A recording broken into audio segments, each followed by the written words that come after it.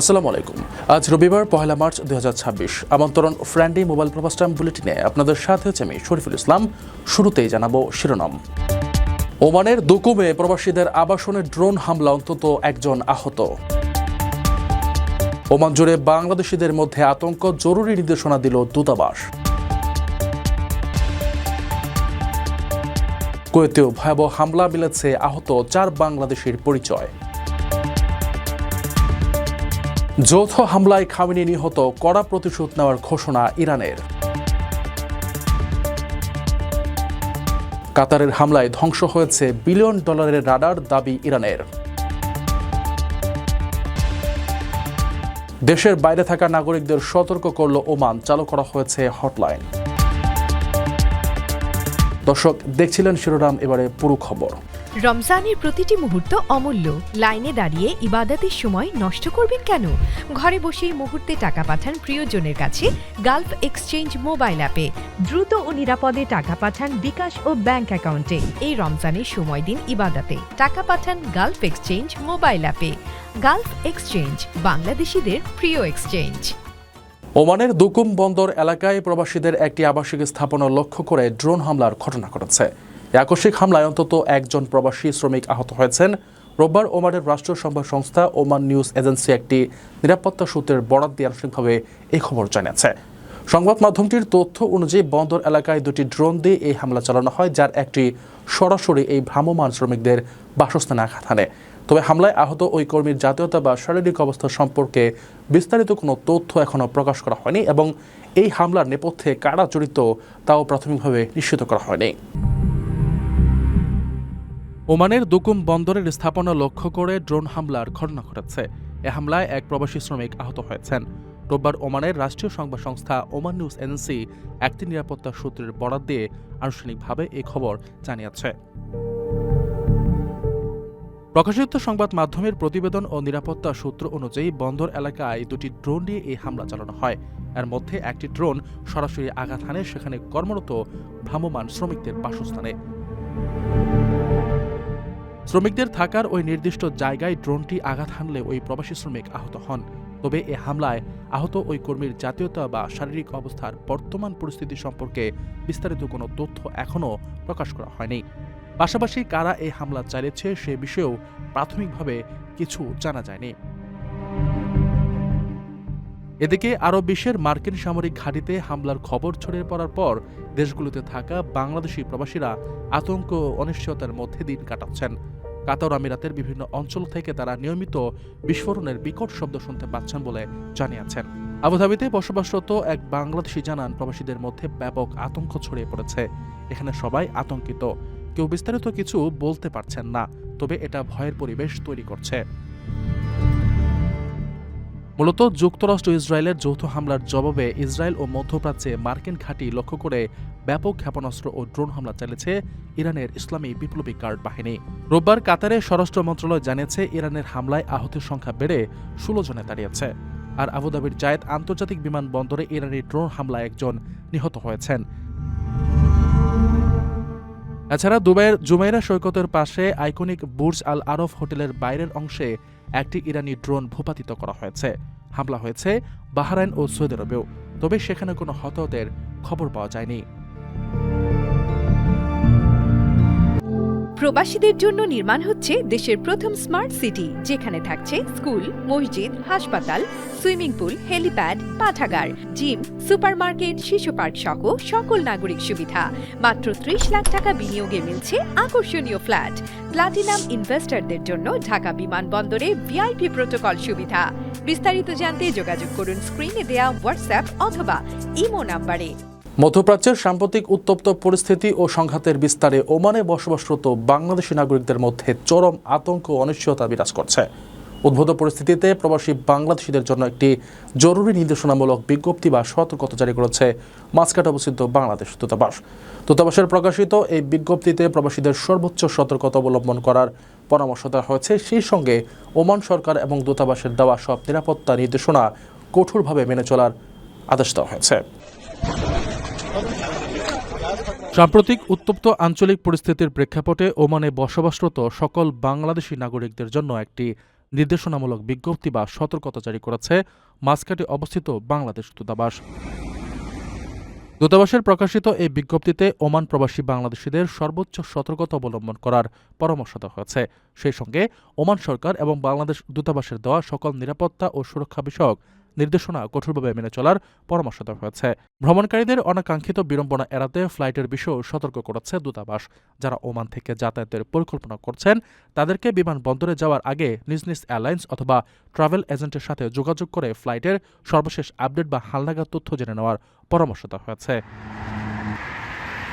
যেকোনো জরুরি প্রয়োজনে ওমানে বসবাসরত বাংলাদেশিদের দ্রুত যোগাযোগের জন্য দূতাবাসের পক্ষ থেকে দেওয়া হেল্পলাইন নম্বরে যোগাযোগের অনুরোধ করা হয়েছে। আপনার স্বপ্নগুলো আকাশ ছবি প্রবাসীর হেলিকপ্টারের মাধ্যমে বিয়ে, জন্মদিন অথবা যে কোনো বিশেষ প্রয়োজনে হেলিকপ্টার ভাড়া করতে যোগাযোগ করুন স্ক্রিনে দেয়া নাম্বারে। প্রবাসীর হেলিকপ্টার, নিরাপদ ও সাশ্রয়ী বাহনের বিশ্বস্ত নাম। কুয়েত আন্তর্জাতিক বিমানবন্দরে সংঘটিত ভয়াবহ ড্রোন হামলায় আহত 4 বাংলাদেশি নাগরিকের পরিচয় পাওয়া গেছে। রোববার প্রবাসী কল্যাণ ও বৈদেশিক কর্মসংস্থান মন্ত্রণালয়ের ওয়েজ আর্নার্স কল্যাণ বোর্ডের মহাপরিচালক গুলাম সরার ভুইয়া এক ফেসবুক পোস্টে তাদের পরিচয় নিশ্চিত করেন। আহতদের মধ্যে ব্রাহ্মণবাড়িয়া নবীনগর উপজেলার দৌলতপুর গ্রামের আমিনুল ইসলাম হাঁটুতে আঘাত পেয়েছেন। এছাড়া হামলায় ভেঙে পড়া কাচের টুকরোর আঘাতে আহত হয়েছেন পাবনার সাথী উপজেলার রাকিবুল ইসলাম, নোয়াখালীর বেগমগঞ্জ উপজেলার মাহসুদুর রহমান এবং কুমিল্লার হোমনা উপজেলার দুলাল মিয়া। কুয়েত আন্তর্জাতিক বিমানবন্দরে ড্রোন হামলায় আহত 4 বাংলাদেশি নাগরিকের নাম পরিচয় জানা গেছে। আহতদের মধ্যে একজন হাঁটুতে আঘাত পেয়েছেন এবং অন্য 3 জন কাচের টুকরোর আঘাতে আহত হয়েছেন। রোববার প্রবাসী কল্যাণ ও বৈদেশিক কর্মসংস্থান মন্ত্রণালয়ের ওয়েজ আর্নার্স কল্যাণ বোর্ডের মহাপরিচালক গুলাম সরার ভুইয়া তার ফেসবুক পোস্টে এসব তথ্য জানান। তিনি বলেন, হাঁটুতে আঘাতপ্রাপ্ত আমিনুল ইসলাম ব্রাহ্মণবাড়িয়া জেলার নবীনগর উপজেলার দৌলতপুর গ্রামের বাসিন্দা। কাচের টুকরোয় আহত রকিবুল ইসলাম পাবনা জেলার সাথিয়া উপজেলার ভুলবাড়িয়া গ্রামের বাসিন্দা। মাসুদুর রহমান নোয়াখালী জেলার বেগমগঞ্জ উপজেলার লতিফপুর গ্রামের বাসিন্দা এবং দুলাল মিয়া কুমিল্লা জেলার হোমনা উপজেলার পাথালিয়া কান্দি গ্রামের বাসিন্দা। রোববার কাতারের স্বরাষ্ট্র মন্ত্রণালয় জানিয়েছে, ইরানের হামলায় আহতের সংখ্যা বেড়ে 16 জনে দাঁড়িয়েছে। এছাড়া বিভিন্ন এলাকায় ইরানি ক্ষেপণাস্ত্রের আঘাতে কিছু ক্ষয়ক্ষতি হয়েছে বলে জানিয়েছে কাতার। এদিকে সংযুক্ত আরব আমিরাতের দুবাইয়ে নতুন করে বিস্ফোরণের খবর পাওয়া গেছে। এর আগে সংযুক্ত আরব আমিরাতের রাজধানী আবুধাবির জায়েদ আন্তর্জাতিক বিমানবন্দরে ইরানি ড্রোন হামলায় একজন নিহত হয়েছেন। আহত হয়েছেন আরও 7 জন। হামলা হয়েছে বাহরাইন ও সৌদি আরবেও, তবে সেখানে কোনো হতাহতের খবর পাওয়া যায়নি। আকর্ষণীয় রেট ও দারুণ সব ডাটা বান্ডেল পেতে আজই ব্যবহার করুন ফ্রেন্ডলি সিম। যুক্তরাষ্ট্র ইসরায়েলের যৌথ সামরিক অভিযানে ইরানের সর্বোচ্চ নেতা আয়াতুল্লাহ আলী খামেনি নিহত হয়েছেন। রোববার সকালে তেহরান সরকারিভাবে এই তথ্য নিশ্চিত করার পর দেশটির সেনাবাহিনীর অভিজাত শাখা IRGC কড়া প্রতিশোধ নেওয়ার ঘোষণা দিয়েছে। এক বিবৃতিতে IRGCর পক্ষ থেকে বলা হয়েছে, এই হত্যাকাণ্ডের সঙ্গে জড়িতদের কোনোভাবেই ছাড় দেওয়া হবে না। ইরানের সর্বোচ্চ নেতা আয়াতুল্লাহ আলী খামেনিকে হত্যা করা হয়েছে। এর জেরে প্রতিশোধ নেওয়ার ঘোষণা দিয়েছে দেশটির সেনাবাহিনীর অভিজাত শাখা IRGC। রোববার বাংলাদেশ সময় সকালে সরকারিভাবে তেহরান খামেনি নিহতের তথ্য নিশ্চিত করার পর এক বিবৃতিতে IRGCর পক্ষ থেকে বলা হয়েছে, আমরা একজন মহান নেতাকে হারিয়েছি এবং আমরা তার জন্য শোকাহত। মানবতার সবচেয়ে নিষ্ঠুর সন্ত্রাসী ও জল্লাদদের হাতে আমাদের মহান নেতার এই শাহাদাত বরণ প্রমাণ করে যে তার ব্যক্তিত্ব, নেতৃত্ব এবং দেশপ্রেম তাদের জন্য আতঙ্কজনক হয়ে উঠেছিল। যাদের হাতে আমাদের সর্বোচ্চ নেতা নিহত হয়েছেন তাদের এই জাতি ছাড়বে না। ইরান প্রতিশোধ নেবে এবং IRGC দেশি বিদেশি যে কোনো ষড়যন্ত্রকে নির্মূল করতে বদ্ধপরিকর। গতকাল 28 ফেব্রুয়ারি শনিবার ইরানে যৌথ সামরিক অভিযান শুরু করে যুক্তরাষ্ট্র এবং ইসরায়েল। তারপর গতকাল রাতে ইসরায়েলের প্রধানমন্ত্রী নেতানিয়াহু জানান যে খামেনি নিহত হয়েছেন। তারপর যুক্তরাষ্ট্রের প্রেসিডেন্ট ডোনাল্ড ট্রাম্পও খামেনি নিহতের তথ্য নিশ্চিত করেন। আজ রোববার বাংলাদেশ সময় সকালে সরকারিভাবে খামেনি নিহত হওয়ার তথ্য স্বীকার করেছে ইরান। 86 বছর বয়সী আয়াতুল্লাহ আলী খামেনি ছিলেন ইরানের সর্বোচ্চ ধর্মীয় নেতা। ক্ষমতাসীন শিয়াপন্থী ইসলামী প্রজাতান্ত্রিক সরকারের সামরিক বিভাগ, বিচার বিভাগ, রাষ্ট্রীয় গোয়েন্দা বিভাগ সহ দেশটির সর্বক্ষেত্রে খামেনির প্রভাব ছিল অত্যন্ত গভীর এবং সর্বব্যাপী। মূলত তার নির্দেশনাতেই ইরানের সরকার চলত। 1979 সালে ইরানের তৎকালীন শাহ মোহাম্মদ রেজা শাহ পাহলভিকে হটিয়ে ইরানের জাতীয় ক্ষমতা দখল করে শিয়াপন্থী বিভিন্ন সশস্ত্র রাজনৈতিক গোষ্ঠী, শাহবিরোধী রাজনৈতিক দল এবং কমিউনিস্ট দলগুলো। সে বিপ্লবে নেতৃত্ব দিয়েছিলেন আয়াতুল্লাহ রুহুল্লাহ খোমেনি। বিপ্লবের পর তিনি হন ইরানের প্রথম সর্বোচ্চ ধর্মীয় নেতা। 1989 সালে বয়সজনিত অসুস্থতায় মারা যান খোমেনি। তার মৃত্যুর পর দেশটির সর্বোচ্চ নেতা হন আয়াতুল্লাহ আলী খামেনি। কাতারে অবস্থিত যুক্তরাষ্ট্রের একটি কৌশলগত সামরিক ঘাঁটিতে নিখুঁত হামলা চালিয়ে $1 বিলিয়ন মূল্যের অত্যাধুনিক রাডার ধ্বংস করার দাবি করেছে ইরানের ইসলামিক রিভলিউশনারি গার্ড কর্পস। প্রায় 13,000 কোটি টাকা মূল্যের এই আর্লি ওয়ার্নিং রাডারটি মার্কিন ক্ষেপণাস্ত্র প্রতীক্ষার ব্যবস্থার নজরদারি যন্ত্র হিসেবে কাজ করত। 3 থেকে 5,000 কিলোমিটার দূর থেকে আসা যে কোনো ব্যালিস্টিক ক্ষেপণাস্ত্র শনাক্ত করার ক্ষমতা ছিল এটির। প্রতিরক্ষা বিশেষজ্ঞদের মতে ইরানের এই দাবি সত্য প্রমাণিত হলে তা এই অঞ্চলে যুক্তরাষ্ট্র এবং তাদের মিত্র দেশগুলোর ক্ষেপণাস্ত্র প্রতিরক্ষা ব্যবস্থাকে বড় ধরনের ঝুঁকির মুখে ফেলবে। কাতারে অবস্থিত যুক্তরাষ্ট্রের একটি কৌশলগত সামরিক ঘাঁটিতে হামলা চালিয়ে $1 বিলিয়ন মূল্যের অত্যাধুনিক রাডার ধ্বংস করার দাবি করেছে ইরান। শনিবার ইরানের Islamic revolutionary guard corps IRGC এই তথ্য নিশ্চিত করেছে। আইআরজিসির দাবি অনুযায়ী তাদের নিখুঁত হামলায় মার্কিন বাহিনীর ANFPS 132 ব্লক 5 আর্লি ওয়ার্নিং রাডারটি সম্পূর্ণ ধ্বংস হয়ে গেছে। তবে এই বিশাল ক্ষয়ক্ষতির বিষয়ে এখন পর্যন্ত মার্কিন প্রতিরক্ষা সদর দপ্তর, পেন্টাগন বা সেন্ট্রাল কমান্ড থেকে কোনো আনুষ্ঠানিক প্রতিক্রিয়া পাওয়া যায়নি। ধ্বংস হওয়া রাডারটির আনুমানিক বাজারমূল্য প্রায় $1.1 বিলিয়ন বা বাংলাদেশি মুদ্রায় 13,000 কোটি টাকারও বেশি। এটি মূলত মার্কিন ক্ষেপণাস্ত্র প্রতিরক্ষা ব্যবস্থায় প্রধান নজরদারি যন্ত্র হিসেবে কাজ করে। 3,000 থেকে 5,000 কিলোমিটার দূর থেকে আসা যে কোনো ব্যালিস্টিক ক্ষেপণাস্ত্র শনাক্ত করার সক্ষমতা রয়েছে এই রাডারটির। কাতার থেকে এই রাডারের মাধ্যমে পুরো পারস্য উপসাগর এবং ইরানের উপর নজরদারি চালিয়ে আসছিল যুক্তরাষ্ট্র। প্রতিরক্ষা বিশেষজ্ঞদের মতে ইরানের এই দাবি সত্য প্রমাণিত হলে এটি হবে গত কয়েক দশকের মধ্যে মার্কিন সামরিক সক্ষমতার ওপর সবচেয়ে বড় আঘাতগুলোর একটি। এই রাডারটি অকেজো হয়ে পড়ার অর্থ হল এ অঞ্চলে যুক্তরাষ্ট্র এবং তাদের মিত্র দেশগুলোর ক্ষেপণাস্ত্র প্রতিরক্ষা ব্যবস্থা বড় ধরনের ঝুঁকির মুখে পড়া। যুক্তরাষ্ট্র ইসরায়েলের হামলায় ইরানের সর্বোচ্চ নেতার মৃত্যুর পর গোটা মধ্যপ্রাচ্য জুড়ে চরম উত্তেজনাকর পরিস্থিতি বিরাজ করছে। এমন অস্থিতিশীল অবস্থায় এই অঞ্চলে বিভিন্ন দেশে, বিশেষ করে সংঘাতপূর্ণ এলাকাগুলোতে অবস্থানরত নিজেদের নাগরিকদের সর্বোচ্চ সতর্কতা অবলম্বনের নির্দেশ দিয়েছে ওমান। ওমানের পররাষ্ট্র মন্ত্রণালয় এক বিবৃতিতে নাগরিকদের স্থানীয় কর্তৃপক্ষের নির্দেশনা কঠোরভাবে মেনে চলা এবং জনসমাগম এড়িয়ে চলার পরামর্শ দিয়েছে। পাশাপাশি যে কোনো জরুরি প্রয়োজনে নাগরিকদের দ্রুত সহায়তা দিতে দূতাবাসের জরুরি নম্বর ও হটলাইন চালু করা হয়েছে। যুক্তরাষ্ট্র ও ইসরায়েলের হামলায় ইরানের সর্বোচ্চ নেতা আয়াতুল্লাহ আলী খামেনির নিহত হওয়ার খবর নিশ্চিত করেছে তেহরান। এর জেরে গোটা মধ্যপ্রাচ্য জুড়ে এখন চরম উত্তেজনাকর পরিস্থিতি বিরাজ করছে।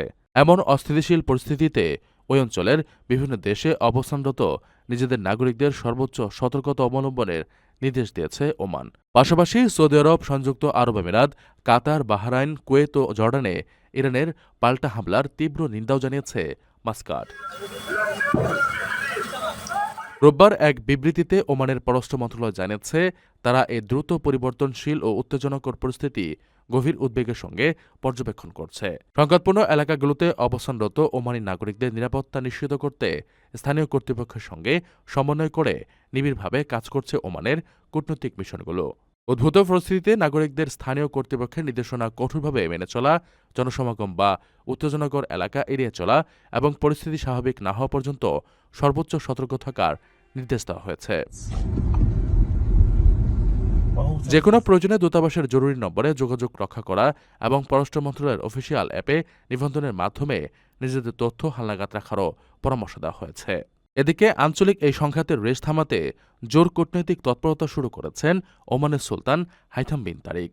ইরানের হামলার পর পরিস্থিতি আর যেন নিয়ন্ত্রণের বাইরে না যায় সে লক্ষ্যে উপসাগরীয় সহযোগিতা পরিষদের নেতাদের সঙ্গে টেলিফোনে কথা বলেছেন তিনি। উত্তেজনা প্রশমনে আঞ্চলিক ও আন্তর্জাতিক পররাষ্ট্রমন্ত্রীদের সঙ্গেও আলোচনা চালিয়ে যাচ্ছে ওমানের পররাষ্ট্র মন্ত্রণালয়। দর্শক দেখছিলেন ফ্রাইডে মোবাইল প্রবাস টাইম বুলেটিন। শেষ করার আগে শিরোনামগুলো জানিয়ে দিচ্ছি আরও একবার। ওমানের দুকুমে প্রবাসীদের আবাসনে ড্রোন হামলা, অন্তত একজন আহত। ওমান জুড়ে বাংলাদেশিদের মধ্যে আতঙ্ক, জরুরি নির্দেশনা দিল দূতাবাস। কুয়েতেও ভয়াবহ হামলা, মিলেছে আহত 4 বাংলাদেশির পরিচয়। যৌথ হামলায় খামেনি নিহত, কড়া প্রতিশোধ নেওয়ার ঘোষণা ইরানের। কাতারের হামলায় ধ্বংস হয়েছে বিলিয়ন ডলারের রাডার, দাবি ইরানের। দেশের বাইরে থাকা নাগরিকদের সতর্ক করল ওমান, চালু করা হয়েছে হটলাইন।